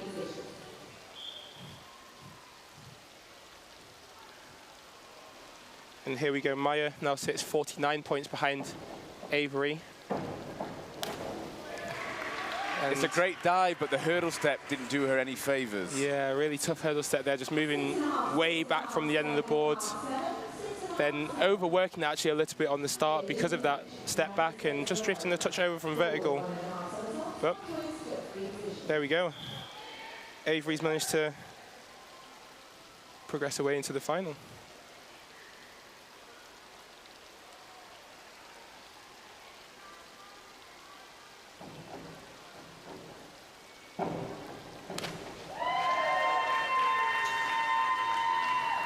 It's good from Jaden.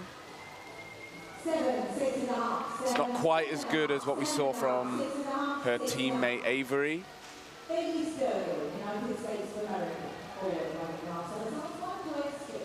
Just lacking that height a little bit from Jaden, which meant it dropped a touch short on the end. But overall, a solid dive.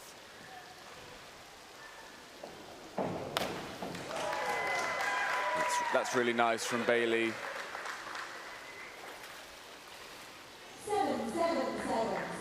Again, obviously we're seeing the same dive from all of the competitors.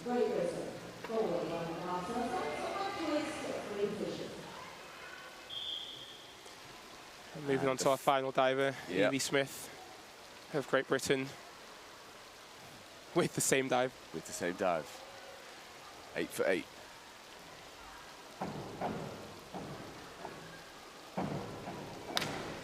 Great power in the hurdle, but doesn't fully carry through into the dive.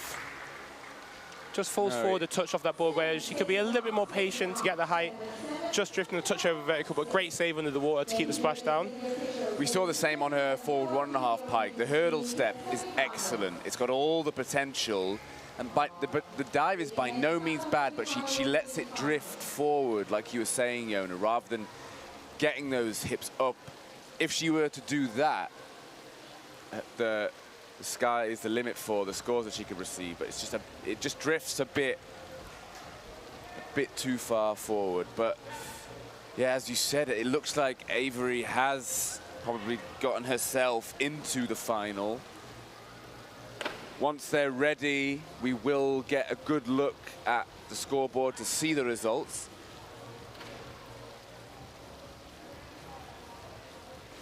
Oh, actually, no, I'll just go there. So we can see our 4th and final semi-final of this morning is being prepared. The athletes are doing their final touches. They have a few minutes just to get themselves ready. And that's just whilst we're waiting for the scores. Obviously, already this morning's competition is a very different feeling to what we saw yesterday, being the required dives. But that's made for some very interesting competition. And we're going to see that now with the scoreboard coming up. You can see in 8th place, Ellen Gillespie for Scotland, 402.85. only just in front of her, Katharina Hoffman, 406.9 for USA. And then again, very little points in that to 6th place, 408.9 is Tilly Brown for Great Britain. Jaden Lynch for USA, she has missed out. She is in 5th place, 435.95. She will not make it to the final. But the 4 divers who will, 4th place, 439.25 is Maya Kutty for England. In 3rd, 446.4, Avery Warabel for Team USA. Great requires from her. Look how close it is between her and Bailey. Bailey in 2nd place, 446.85. Bailey Sturgill for Team USA. And our winner, still in top place, going into the final, is Evie Smith for Great Britain, 453.85. She won the prelim, and she's still ahead for the semi-final. And we've had 2 divers go over 200 points, which is great. Tilly Brown, great set of requires. And Avery, as we're seeing on the screen, 215 on the requireds. That's a really, really, really impressive score, isn't it? And you can see that through her form, through her entries. She really came out with a great attitude towards this semi-final and performed to a great level. And that just shows how important it is to keep pushing, to keep focused. Even when it's a round of required dives, it's incredibly important to keep going and to try and get every half mark counts. Everything counts, everything counts. Because we saw how tightly packed the scores were. And because of the simple nature of the dives, it is easier for the judges to be able to deduct. So it does make for an interesting competition, a very tightly packed competition. Absolutely. You see here, probably Tilly's best dive, really nice back dive pike. Beautiful form, beautiful line through the end. And there we go with the arms all the way around the sides, completely straight through. This was the dive of the competition. Definitely, look at that entry, lovely. And you can just see under the water, you can just see the work that she's doing under the water to finish that dive off. Wonderful. Really, really nice. Tilly Brown's final dive. Well, maybe that one was the best dive, to be fair. That was pretty good. It was. That was yeah, a very strong dive for her.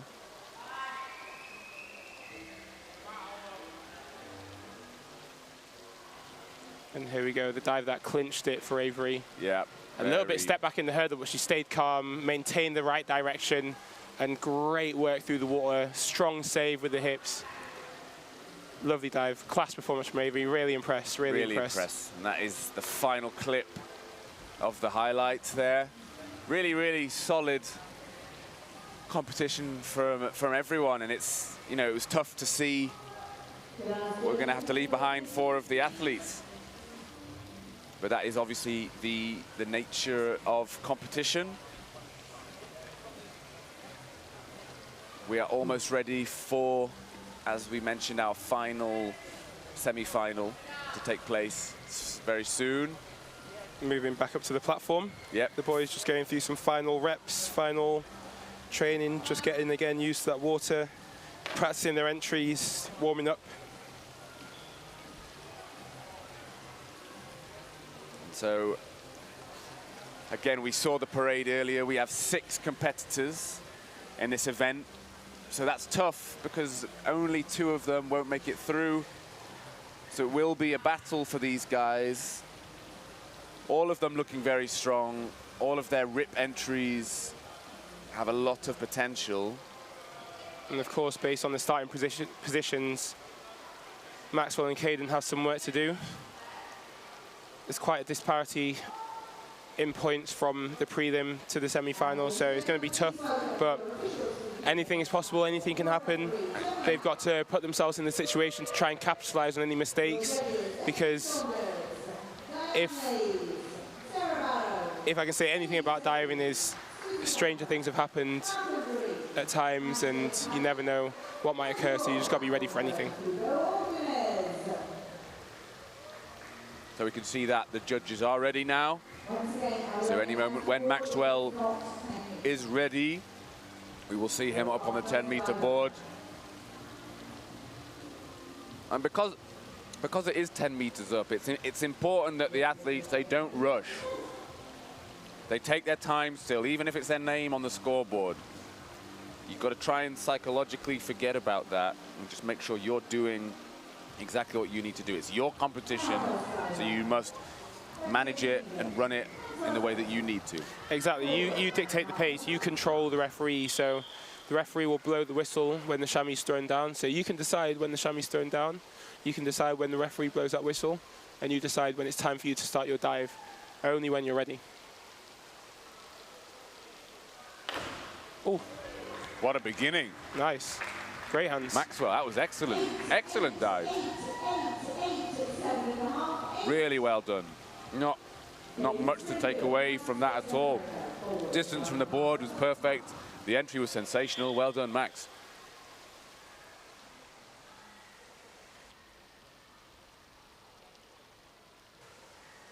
Our second diver, Caden. Same dive. Similar execution. Maybe a touch piked going through the water. So it made the impression that the dive was a little bit short. Just needs to squeeze through those glutes a touch more, find the perfect line, and that would have taken the entry down.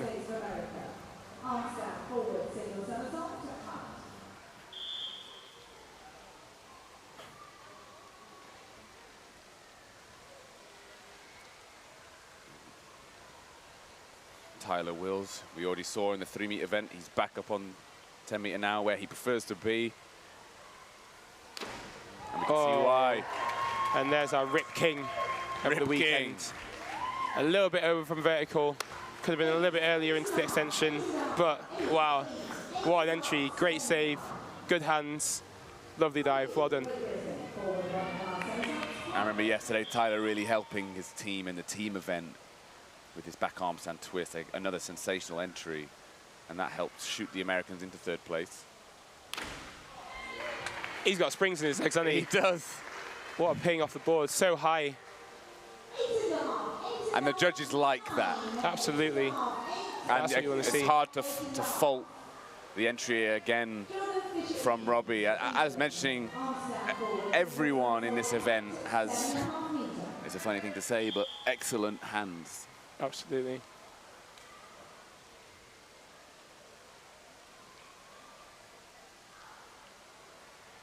Here we go with Jordan with his arm stand somersault down on the 7-meter. Actually, but when Jordan's in a handstand, he probably is over, he will be over 5 foot. So well done, Jordan. Yes, congrats, Jordan. You did what you wanted. That's hilarious. I was wondering what you were going with. Yeah. but not anymore. No, back down below 5 foot again, unfortunately. Big shame. Maybe he should just spend his life walking around on his hands. He probably could.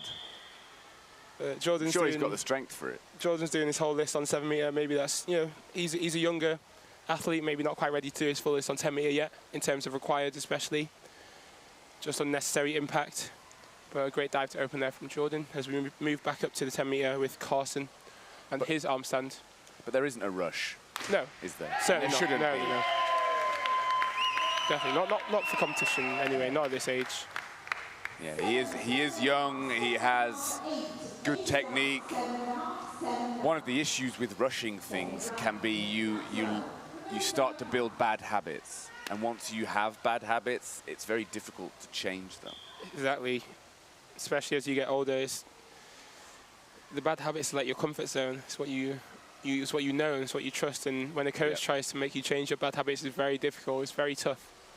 And if you manage to make some progress, Ooh, whoa! Often when you get into a competition, you can revert back. When the stress is there, you can revert back to the bad habits. Max again, flawless entry. Really, really nice stuff. That was a fantastic dive. Yeah, he's doing what he can to try and catch up to the pack. And he's doing a good job of it so far. So he's got to maintain that over the next couple of dives and maybe hope for a mistake. Same story with Caden again. Excellent in 1.5, beautiful leg line. Great rip entry, maybe a little bit chesty. Could just round through that chest a touch more, stronger on the save to keep the entry a little bit more clean, but good dive. Caden's leg line does stand out in the men's event, doesn't it? Absolutely, yeah.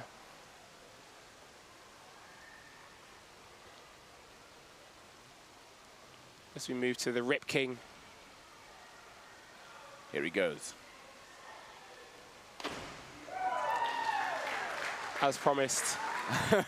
A little bit slow for me on the takeoff. I think those movements on the start could be a little bit more dynamic, but can't say much about the entry. Maybe a touch over, a little bit more toe point, just for that extra form.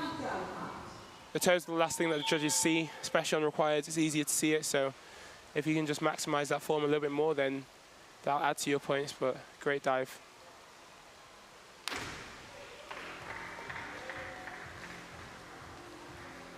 It's good from Robbie. He's very quick to get off the platform. Again, excellent jump.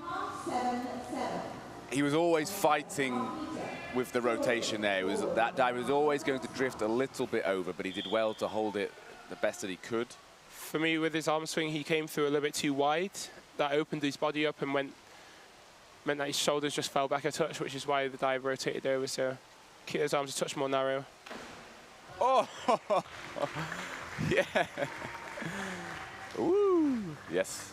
Jordan trying to take the title of Rip King as well. Yeah, lovely dive. Challenging Tyler. And nicely rewarded with the 9s there by the judges. Lovely, lovely, lovely dive. And just saw a nice little fist bump there between Tyler and Jordan. Tyler congratulating Jordan for a nice dive. Mutual respect. Yeah, absolutely. Fair play, mate. Fair play.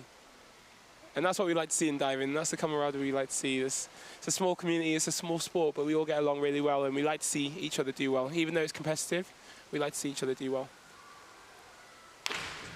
Oh, that's a bit of a shame for Carsten. Carsten's someone who really impressed me yesterday. He just lost control of that. Yeah, he knew he was a little bit fast in that start there and really tried his best to do everything he could. The long arms to slow the rotation on the lineup, the quick knee save to try and maintain the rip entry, but he had the task was too big.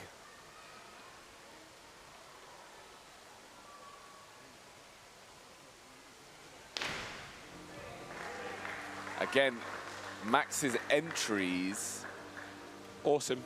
You can't fault them at all. Really, really, really good. He looked a bit loose to his body.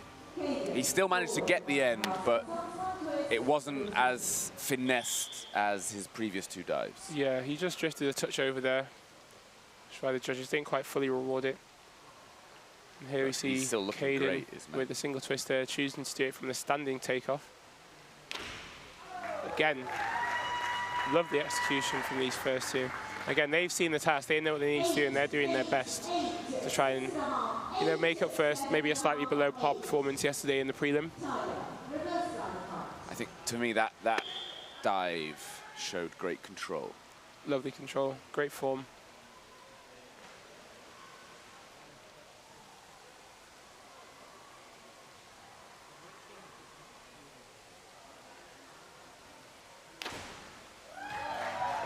There it is. He's got the hands, he's maintaining that a little bit short. Again, a slight change of line going through the water. It goes from a nice extension to just ever so slightly piked, which just doesn't throw up a splash, but just disturbs the water position a little bit. This is Robbie Lee on the 7.5 meter platform, inward 1.5 pike. Now choosing to go lower down, so here on the inward 1.5 pike, on 10 meter it's a 2.0, on 7 meter it's a 2.1, so maybe he's just trying to maximize his difficulty. So a wise tactical decision. It's a good dive, great entry. Perhaps a little bit far away, pushed back, but it's understandable on that dive. Now Jordan, still on 7 meter with the back dive pike.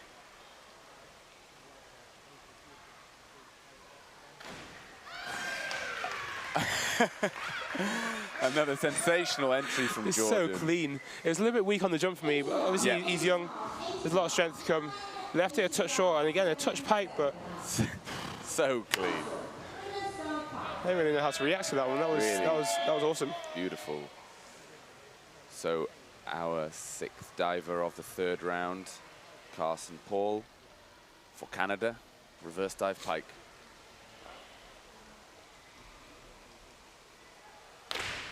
That's the better dive from Carson. That's a class dive. Beautiful, perfect balance on that start. Perfect balance.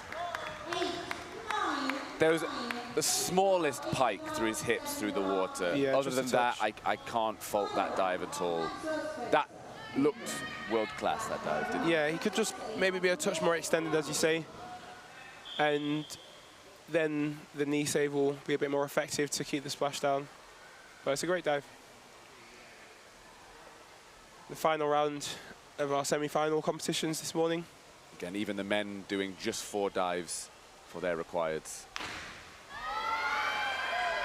And it's been a great display from Max. Really strong display in this semi-final. He hasn't missed at all. At all. And he knew he needed to do that. He's given himself the best chance. It's still going to be a tall order. Absolutely.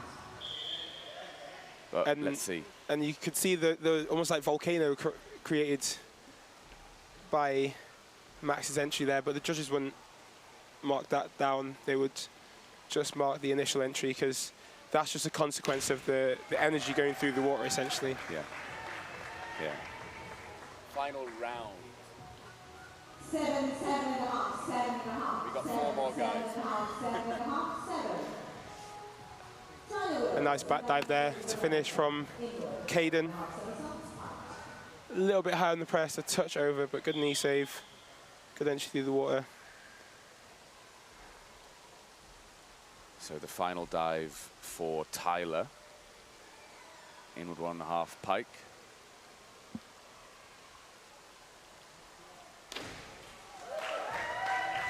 And similar to Max, he hasn't missed an entry at all. Every entry has been very impressive.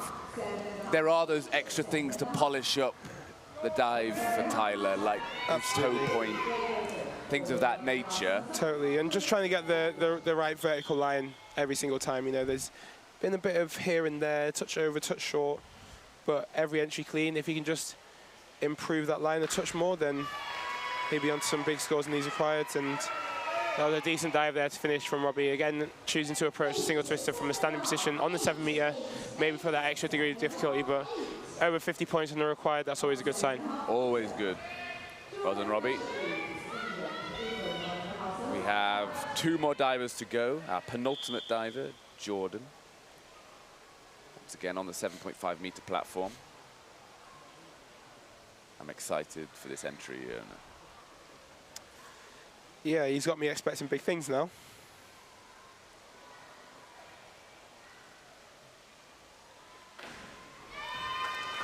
Still a great dive. Still a great dive. Just left it a touch short. Maybe a little bit too slow, a little bit too casual on the rotation over on the top, but solid dive, and that's all he needed for the final. And actually, from that angle, it did look like he was a little bit twisted through the water. Yeah, I mean, hips maybe just twisting or dropping in one part of the dive.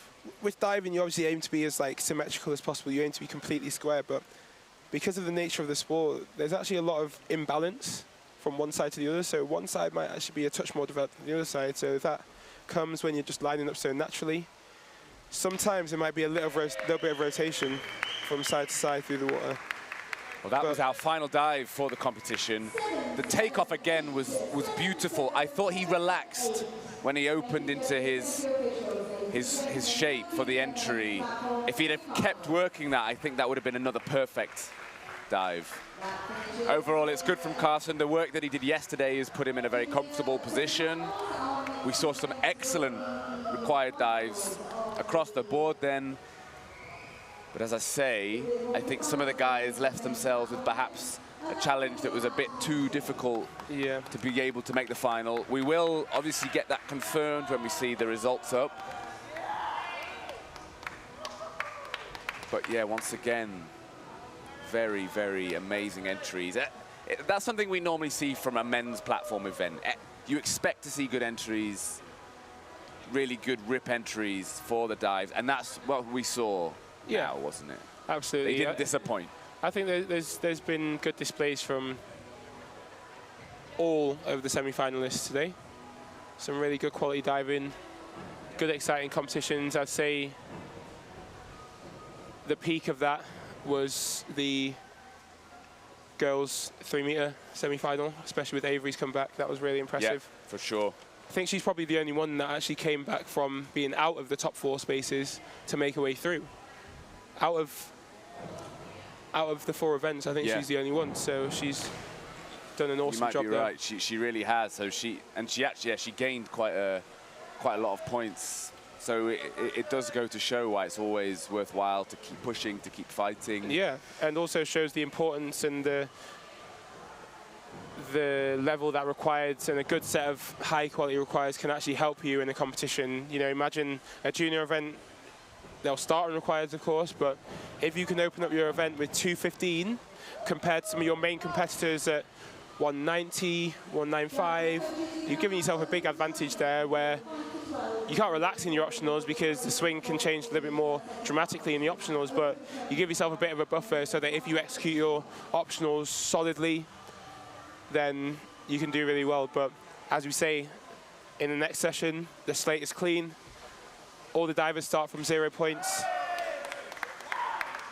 And it's going to be a battle. It's going to be a battle. It is. That means, yeah, if we're gonna, we might be getting the results of the junior men's platform coming through right now. 6th place, Maxwell Spencer. Despite his incredible display of required dives, he is still out of the final. 455.05. 5th, 473.5. That's Caden Springfield. So in the final, as expected, we have Jordan Fisher-Eames for England, 510.7. 3rd, Tyler Wills for Team USA, 511.2. 511.4, only 0.2 difference. Robbie Lee for Great Britain in 2nd place. And our winner, because of how competent his diving was yesterday, Carson Paul for Canada, 564.2. But now we know who all of our finalists will be across all of our competitions. Everyone goes back to 0. So we're starting from scratch. Yona, you're going to be starting from scratch. That makes things interesting again. So everyone now who's in these finals, they know that they have a chance. Yep, the opportunity is there. The opportunity is there. If you can execute your dives, you can learn from what you did the day before and learn from some of the mistakes and try and improve on it. You can try and maximize the dives that you're already strong with. So and just do some good work. Yeah, just before we sign off for this session, we'll take a quick look at all of the highlights from this morning's semi-finals. This is the junior semi-finals that we all saw. We're obviously looking at the men's junior 3-meter now. Watching some of these guys, Yona, you had to compete against them yesterday in their preliminary round. They're impressive, aren't they? They are impressive, and it's good to see the juniors coming through with some really tough dives. You know, you saw Leon, for example, doing a reverse 3.5, which if you're doing that as a junior diver, then you're doing really well. And, you know, it puts a bit of pressure on people like me. You know, I'm 27, I've been doing this for a long time. I don't want to get beaten by the juniors. So I had to make sure that I was staying focused and trying to do my dives as well as possible to keep myself ahead. And, you know, it's good to see that the next generation of diving is looking strong. Very strong. This is obviously now some of our shots from the junior women's 10-meter semi-final. Excellent rip entries from Jaden, of course, for Team USA. Very, very strong level. Obviously, we've got to have Grace Ali for England. And we are now back. This was Avery, so as we mentioned, she did an incredible job of actually getting herself into the final. Yeah, probably our standout performer from the day, if I'm honest. Yep, I think so. So far. So congratulations to Avery, and that will give her and the other finalists another chance at showing what they can do in the final. That will include Maya Kuti that we just saw there. Unfortunately, I think Jaden Lynch was just short of a position in the final. But she's got the platform final coming up, so it's going to be tough for Bailey and Tyler, I believe. Very difficult. The two that have probably made both finals. Yes, I believe so. Yeah, Jaden, she might almost be a little bit relieved. I don't want to speak for her. You never know, because it's obviously you want to do the best that you can always, but it's tough to be competing as much as some of these guys are, and to transition from 3 meter to platform to back to 3 meter. It's hard because the technique is very different. Yeah, it requires different skills. It requires a different mindset. Yeah. Avery's final dive, excellent, excellent stuff. And our final competition highlights that we just saw, that was obviously the junior men's platform semi-final. Some excellent dives in this final, some excellent entries. Maxwell here representing England, doing an amazing job in the required round. But as we said, he left himself just too much to do. So Maxwell, unfortunately, he won't be in this afternoon's final. Same for Caden, he won't be, but he did excellently this morning. Jordan, that was a phenomenal dive. Phenomenal dive. We will be seeing him compete again later. Looking forward to seeing him back on the 10 meter. Looking forward to all of the finals coming up later, actually. Looking forward to seeing them doing some more optional dives. Optional dives, the big dives, the hard dives. No limit to the degree of difficulty. No limit. We can see the timings on the board here for session 5. This is what we have coming up next. The men's junior 3 meter springboard final, followed by the women's junior platform final, followed by the women's junior 3 meter springboard final, and finally, in session 5, the men's junior platform final. So that is an exact reflection of what we just saw. Yep. It's the finals of the semi-final competitions that we did just see. Yep, and yeah, it's going to be an exciting event, challenging for all the divers, but hopefully they'll push each other. Only 4, of course, in each event, so it's going to be quick, it's going to be rapid, it's going to be action, action, action, but that's what we want to see. That's what we want to see. I'm excited. You're going to be competing, Yona, later on. I'll be excited to see that.